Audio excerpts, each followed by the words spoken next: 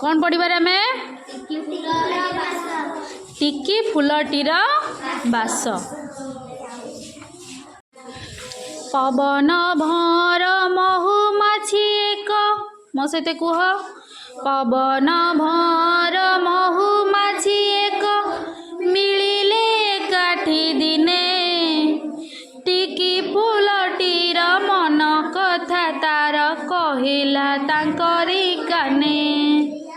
आउ थरे मो सहित कुह रिपीटेड पवन भर महुमाछी एक मिलिले एकाठी दिने टिकी फुलटीए मन कथा तार कहिला तांकरी काने।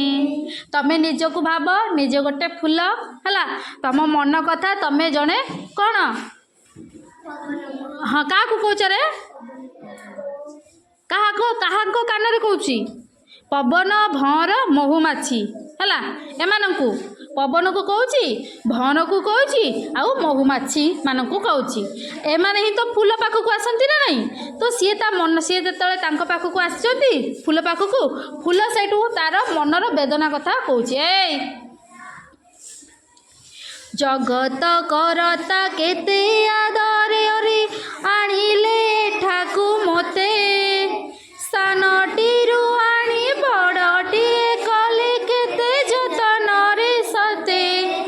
अच्छा देख से कौन कौच रे जगत करता केते आदर रे जगत करता टिकिए भगवान है आमर जगतर नाथ जगन्नाथ तमें जहाँ को तुम इष्ट देवता बोली भावुच सी कौन कले ए धरा पृष्ठ को आणिकी सानटी आनी बड़टीए कले केते जतन रे सते केते जत्न करथिबे ना गछ आम एमती लगे देले कौन गछ बढ़ीचे तमें जमी जन्म हो जाऊच तमें कौन एमती बड़ हो जाऊच तुम बापा माँ तुम बहुत किसी करुँच ना नहीं हाँ बहुत किसी कष्ट करिया को पड़े तापर देख देख से फूलटी कौन कहूँ भावना तांकर अटई अपार किए बा पारिब कली तांक मन जानी करम करिले दियंती करुणा ढाली। आउ थरे कुह भावना तांकर अटई अपार किए बा कली तांक मन जानी करम करिले दियंती करुणा ढाली। ताने एठी फूलटी कौन कहूँ ता मन कथा कौन कहूँ रे जे भगवान तांको मन रे आम प्रति अनेक दया भाव अच्छी सी आमे जेते भूल कले भी सी आमको क्षमा कर दियंती है आ सी जदि थरे तांको मन रे आम प्रति करुणा माने कौन हम रे दरद जन्मिब सी आम उपर बहुत किछि करुणा आम उपर अजाड़ी दियंती से भगवान आमको बहुत प्रकार साहाय्य करती ना नहीं आमे जेतेबेले गोटे के असुविधा पड़ती हे भगवान आमको एठू उद्धार कर दियो बोली कहते ना नहीं हाँ ए टिकी फूलटी मध्य से भाया तार मनर कथा कहूँ जे भगवान को जदि मु डाकिबी बा भगवान को जदि आमे डाकिबा ताले सी आमको निश्चित कौन करिवे साहाय्य करिवे आम उपरे दया भाव देखाइबे।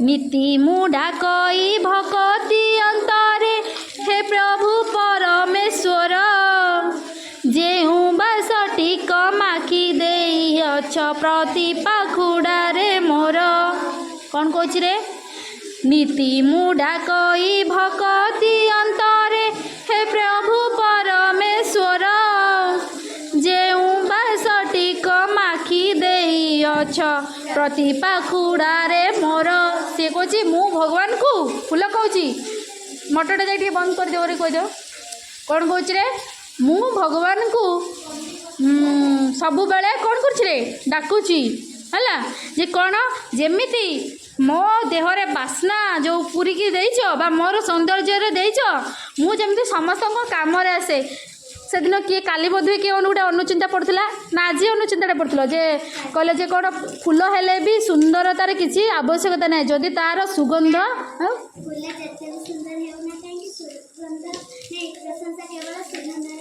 आउ थे हाँ फूल जेते भी सुंदर होना कहीं ସୁଗନ୍ଧରେ ହିଁ ତାର କ'ଣ ଫୁଲର ମହତ୍ଵ ବଢ଼ିଥାଏ। ଠିକ୍ ଯେମିତି ଆମେ ଦେଖ ଆମେ ଏମିତି ପୁରା ପୋଷାକ ପରିଚ୍ଛନ୍ନ ହେଇକି ପୁରା ଟିପଟପ୍ ହେଇକି ଆସୁଛନ୍ତି ନା, କିନ୍ତୁ ଯଦି ଆମେ ଅନ୍ୟକୁ ମାନେ କ'ଣରେ ବ୍ୟବହାର ଯଦି ଠିକ୍ସେ ନ ଦେଖିବା, ସମ୍ମାନ ଯଦି ନ ଜଣେଇବା, ତାହେଲେ କ'ଣ ଆମକୁ ସେ ଭଲ ପାଇବେ ନାହିଁ, ଆମ ସୌନ୍ଦର୍ଯ୍ୟରେ କିଛି ଫରକ ପଡ଼ିବ ନାହିଁ। ତାର ଅର୍ଥ ଏଠି ଫୁଲ କହୁଛି ଯେ ମୋର ଯେତେ ସୁନ୍ଦର ହେଇଥାଏ କାହିଁ ନା କାହିଁ, ମୁଁ ଯଦି ଅନ୍ୟମାନଙ୍କ କାମରେ କେବେ ନ ଆସୁଥାଏ ତାହେଲେ କିଛି ମୋତେ ଫରକ ମାନେ କ'ଣ ମୋତେ କେହି ଆଦର କରିବେ ନାହିଁ। କାଲି ତୁ କହିଥିଲୁ ଆଚ୍ଛା। ଆଉ ତାପରେ ଦେଖ ପଦଟା, ସେହି ବାସନାକୁ ଭିତରିବା ପାଇଁ, ସେହି ବାସନାକୁ ଭିତରିବା ପାଇଁ, ହଁ ଦେଖ, ସେହି ବାସନାକୁ ଭିତରିବା ପାଇଁ ଦିଅ ମୋ ମନରେ ବଳ, ତୋଷି ଜନ ମନ ହୋଇବି ମୁଁ ଧନ୍ୟ, ଜିତିବି ଯେତେ କାଳ। ଦେଖ ତମେ ଯେଉଁ ଅନୁଚିତଟା କହିଲୁ ପୁରାପୁରି ଏଇଟା ଫିଟ୍ କରୁଛି।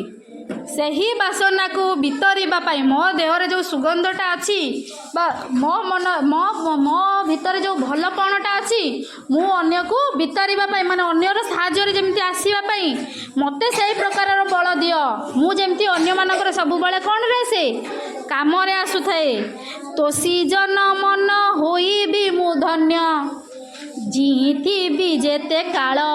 ମୁଁ ଯଦି ସବୁବେଳେ ଅନ୍ୟମାନଙ୍କର କାମରେ ଆସିବି, ଆଉ ଯେପର୍ଯ୍ୟନ୍ତ ମୁଁ ବଞ୍ଚିଥିବି ଯଦି ମୁଁ ଅନ୍ୟମାନଙ୍କର କାମରେ ଆସିବି, ତାହେଲେ ମୁଁ ମୋ ମନକୁ ସବୁବେଳେ ଶାନ୍ତ, ମୋ ମନକୁ ସବୁବେଳେ କ'ଣ କରିବି ରେ ଧନ୍ୟ ମନେ କରୁଥିବି। ବୁଝିପାରିଲ? ଆଚ୍ଛା ପ୍ରଶ୍ନ ଉତ୍ତରଟା ଦେଖ, ଫୁଲ ସହିତ କେଉଁମାନଙ୍କର ଦେଖା ହେଇଥିଲା ରେ? ହଁ, ପବନ, ଭଁର, ମହୁମାଛି। ଭଁର ମହୁମାଛିଙ୍କୁ କିଏ ମନ କଥା କହିଲା ରେ? ଟିକି ଫୁଲ। ଭଗବାନ କେଉଁ କାମଟିକୁ ଭଲ ପାଆନ୍ତି ରେ? କେଉଁ କାମଟି ଭଲ ପାଆନ୍ତି? ଯିଏ ସବୁ କ'ଣ ରେ ଅନ୍ୟର କାମନା କ'ଣ ଅନ୍ୟର କ'ଣ ମଙ୍ଗଳ ଚାହୁଁଥାଏ, ଯିଏ ଅନ୍ୟକୁ ସାହାଯ୍ୟ କରୁଥାଏ, ସେଇଭଳିଆ କାମକୁ ସିଏ ଭଲ ପାଆନ୍ତି।